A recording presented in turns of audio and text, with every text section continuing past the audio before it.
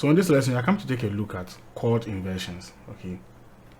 And I believe you already know what chord inversions are, or at least you have an idea of what chord inversions are. So chord inversions, or to invert a chord, simply means to pick your first note or your last note, depending on the direction you want to invert the chord to. You pick either your first note or your last note, and then you place it at its other side whilst maintaining the rest of the notes in the chord. So let me give you a demonstration of what I'm talking about. This is a C major chord. Now this is the root chord. Okay, so let's say I want to invert this chord upwards. What I have to do is to pick my last note, which is this C, which is the C note. So let me even use this opportunity to let you know that if you take a chord like this, or any chord on the keyboard, your first note is actually the note that is at your right side. That's where you begin your count from. Normally, we would expect the counts to start from your left to your right, but then on the keyboard, when you are counting notes, we start from the right to the left. So your first note for this C major chord will be the G, followed by the E, which means that C will become your last note. Okay, so I want you to take note of this. So if you want to invert this chord upwards, we have to pick our last note, which is the C, and then this is our other side, right?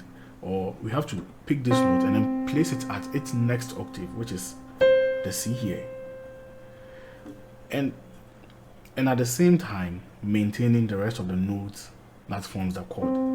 So we are maintaining our E and G, and then we are taking this last note, which is the C, to the other octave, the next note that should make it an octave, which is the C here. Okay, so it will be like this.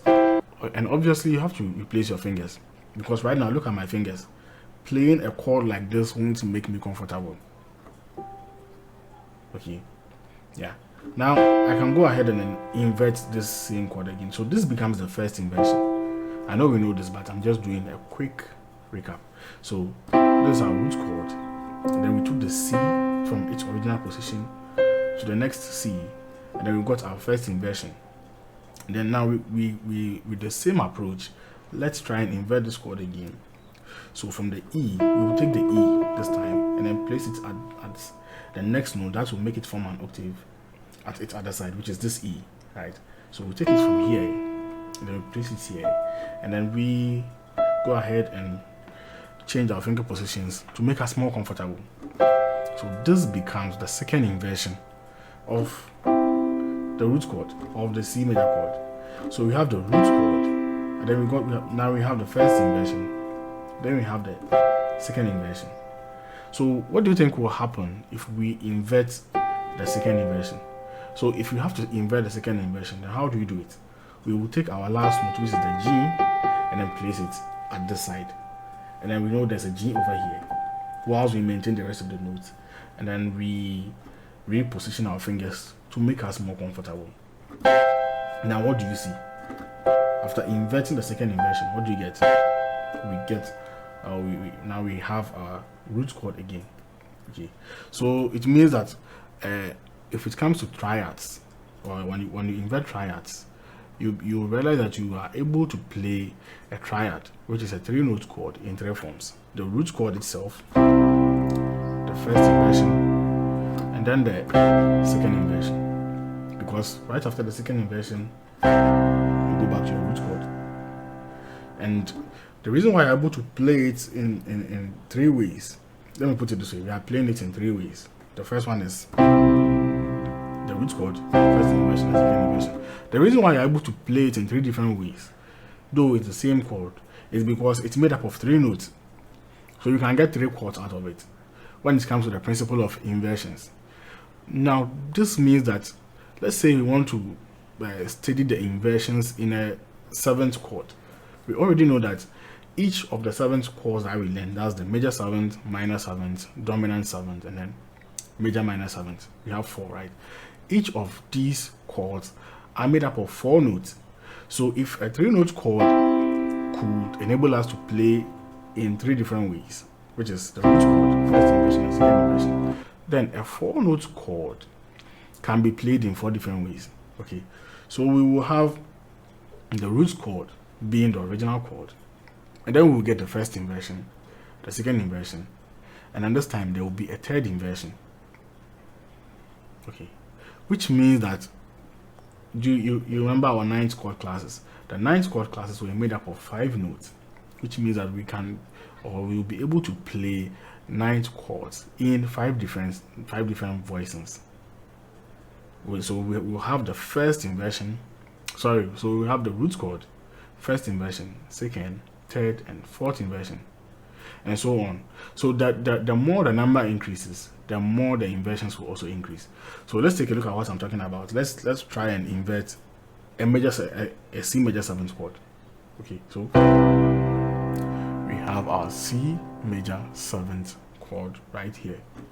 Now, in order to invert this C major 7th chord, we have to pick the C and then place it over here, right? So pick the C, now place it at the next C. Now the next C is located directly after the B. So our first inversion of the major 7th chord becomes like this, right? Let's go ahead and invert it again. So now this time we'll take the E and then reposition the E at this place. So this becomes the C major 7th chord, second inversion. Now take a look at it very well. Okay, and then this time, in order to get our third inversion, we can take the G, take it away from each position, and then put it here. And it's still a C major 7th chord. This is a third inversion of a C major 7th chord. So like I said, because it's a 4-note chord, you will have the root chord, first, second, third, and then the root chord again. So after the third inversion, let's see whether we'll get a fourth inversion or not. So what do we have to use? We have to pick our B and then place the B over here. Now what do you see? We are back to our root chord again, or we are back to our original chord again. Yeah. So let's pick, let's say, a C minor 9th chord. Now this minor 9th chord is made up of 1, 2, 3, 4, 5 notes, which means we can invert it in 4 different ways. And then adding it to our root chord, which is this, will give us 5 ways of playing a C minor 9th chord. So let's go ahead and then test our inversion. So what do I have to first of all do? I have to take away my C and then put it at or relocate it at our next C, right, which is this C. Now this is the first time we are seeing an inverted chord in between the chord itself, and an inverted note in between the chord itself. Normally when you invert a chord, you realize that the note that you use to invert the chord will fall outside the chord itself. It fall outside and then creates kind of a new shell for it. But this is the first time that we are seeing an inverted chord, an inverted notes still inside the chord. And then look at my ridiculous. Look at the screen. It's still a C minor 9th chord. So we don't have the C here. This time we have the C here. So let's go ahead and take which notes? Our E flat, and then reposition the E flat. It becomes like this, right? And as time goes on, you realize that some inversions are very uncomfortable to play. You wouldn't even use that inversion unless you really have to use it. So this becomes our C minor 9th chord again. So with our next inversion, what do we have to do? We have to pick the G and then maintain these notes, which is very uncomfortable for me right now. And then take the G away from this place and then put it here. So we still have what? Our C minor 9th chord. But you see, I would even prefer this minor 9th chord over this minor 9th chord. That's very uncomfortable to play. Unless maybe I'm playing jazz, then I decide to voice my chords with both hands like this. Now this is very comfortable. See. then if I add a bass note, it becomes uncomfortable to play with one hand. But playing the minor ninth chord like this with one hand is very comfortable. Though you can see that the spaces in my fingers are wide apart. It's very comfortable to play compared to this. And then we can still go on and invert it again. So we have to pick the B flat. We have to take away the B flat. And then place it here. We still have our C minor ninth chord. You can see from the screen. We still have our C minor ninth chord. Now this chord, this is our fifth inversion. Now this chord is now this C minor ninth is not as difficult to play as this one. Right? This one is a little bit more comfortable to play. Okay. So we can pick any chord and then invert it. So now the question is, why are we even learning inversions in the first place, and why are we going through the trouble of inverting it several times, 4 times, 5 times, which even means that the 11th and the 13th chords will have even more inversions.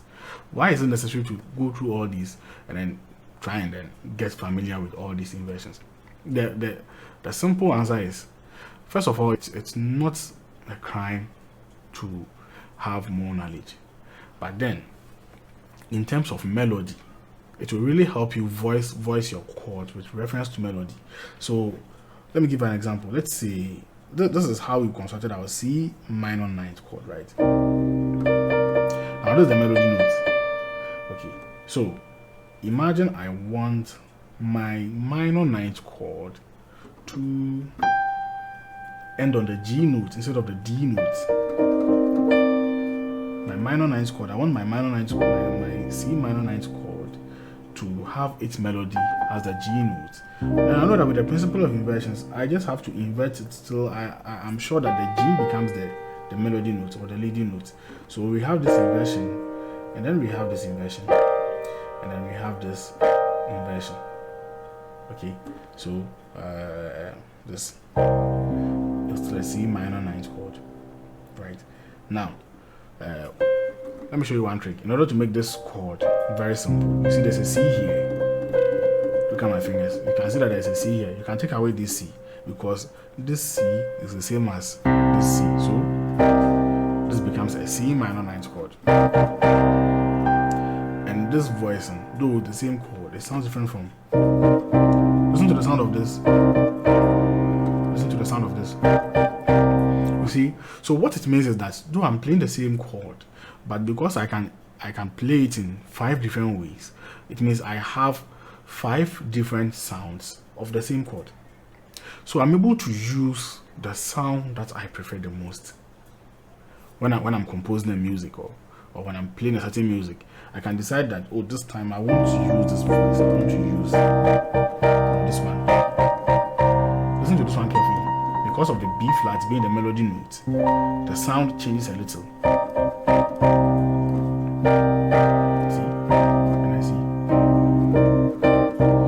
There's a difference in sound. So what it means is that we have more in our arsenal to play around with, and it will really help you when you are composing music. And but of course you can't sit down in one day and then get all the inversions into your head. As time goes on, you become more familiar with the inversions. Okay, so you can decide to create a routine for yourself. Today I want to familiarize myself with the inversions of, let's see, a minor 7th chord. So you go. I don't know whether you notice the change in sound, even though it's the same chord. Then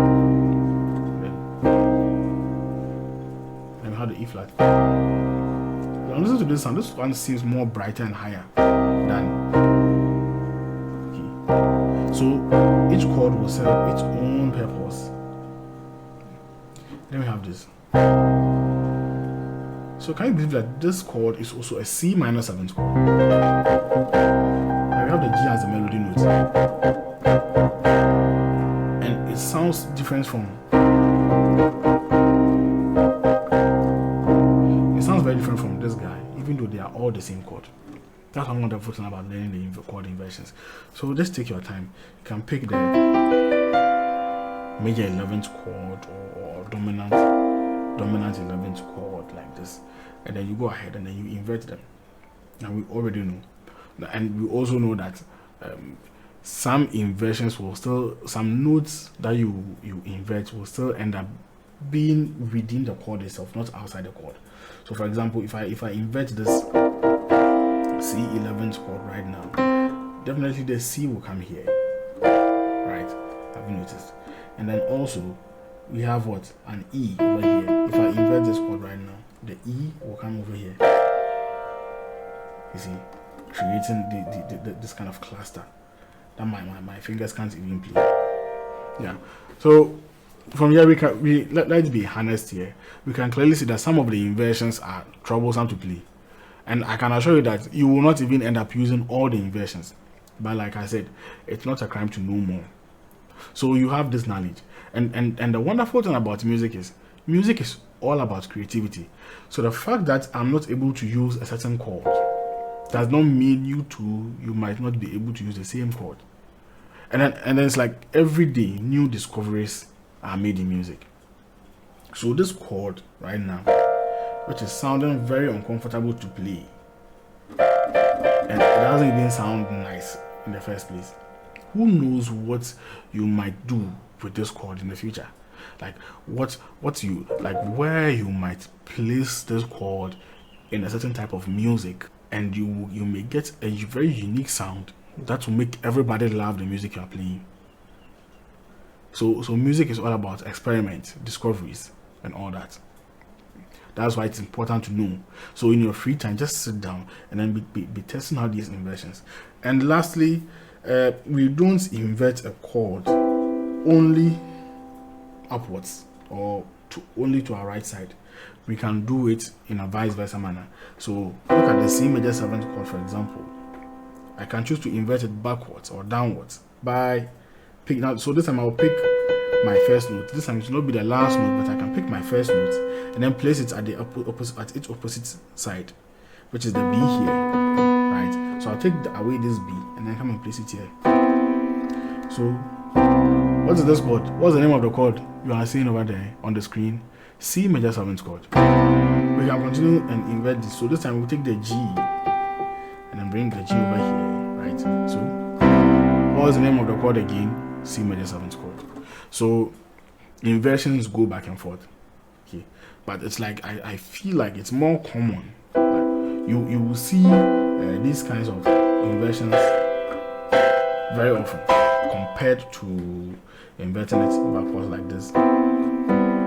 Yeah, I feel like that's a trend.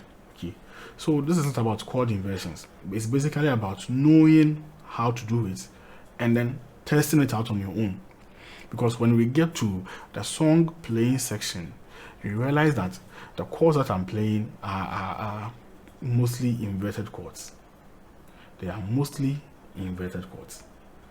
Yes, and that's where you get to even understand applications and why I do all those things. But for now, it's good that you know these things because it's very, very important. Yeah, so join me in the next lesson.